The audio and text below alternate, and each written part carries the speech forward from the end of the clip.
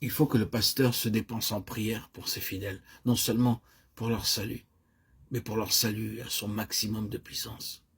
Les apôtres demandaient que les saints fussent parfaits, non seulement qu'ils aimassent un peu les choses divines, mais qu'ils fussent remplis de la plénitude de Dieu. Paul ne se reposait pas sur sa prédication apostolique pour atteindre ce but, mais il fléchissait les genoux devant le Père de notre Seigneur Jésus-Christ. Les prières de Paul faisaient plus pour faire avancer les convertis sur la route de la sainteté que sa prédication elle-même. Épaphras fit autant et même plus en priant pour les saints de Colosse que par sa prédication. Il travaillait pour eux avec ferveur en demandant qu'ils fussent rendus fervents et accomplis dans la volonté de Dieu. Les prédicateurs sont par excellence les conducteurs établis par Dieu. Ils sont éminemment responsables de l'état de l'Église. Ils forment son caractère. Ils donnent le ton et la direction de sa vie. Beaucoup dépend des conducteurs, ceux qui donnent corps aux institutions. L'Église est divine, ce qu'elle renferme est divin, mais avec une empreinte humaine. Le trésor est renfermé dans des vases de terre, et il est imprégné de l'odeur de ce vase. L'Église de Dieu fait ses conducteurs, et elle est ceux qui l'ont faite. Elle sera spirituelle s'ils sont spirituels, terrestres s'ils le sont, à la fois l'une et l'autre, s'ils le sont eux-mêmes. Les rois d'Israël donnaient le ton à la piété des Israélites.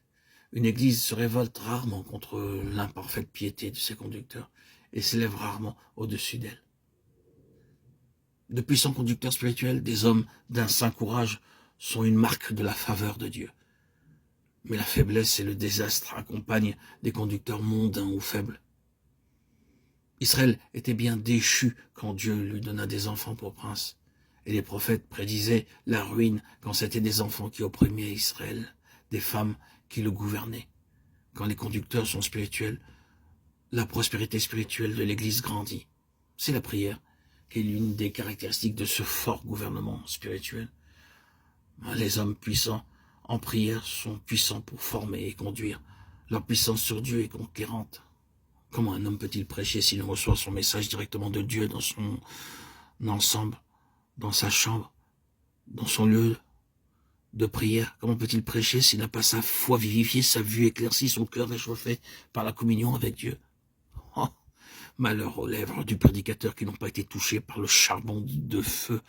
Ils resteront froides et sans onction, et les vérités divines ne s'en échapperont pas avec force. Aussi longtemps que sa chambre de prière ne va pas avant la prédication, celle-ci ne pourra servir les intérêts véritables de la religion. Un homme peut prêcher d'une façon agréable et instructive sans avoir prié. Mais entre cette manière et l'acte de semer la précieuse semence divine, avec des mains saintes et un cœur qui pleure en priant, il y a un immense abîme. Un ministère sans prière est le fossoyeur de la vérité divine et de l'Église de Dieu. Le cercueil sera orné et couvert de fleurs, mais ce sera un cercueil. Un chrétien qui ne prie pas ne connaîtra jamais la vérité divine, et un ministère sans prière n'enseignera jamais la divine parole. La gloire du règne de Dieu a été indéfiniment retardée par une Église sans prière. Le retour du Seigneur a été éloigné indéfiniment par une Église qui ne prie pas. L'enfer est peuplé par les services morts d'une Église morte. La meilleure, la plus grande des offrandes est l'offrande de la prière.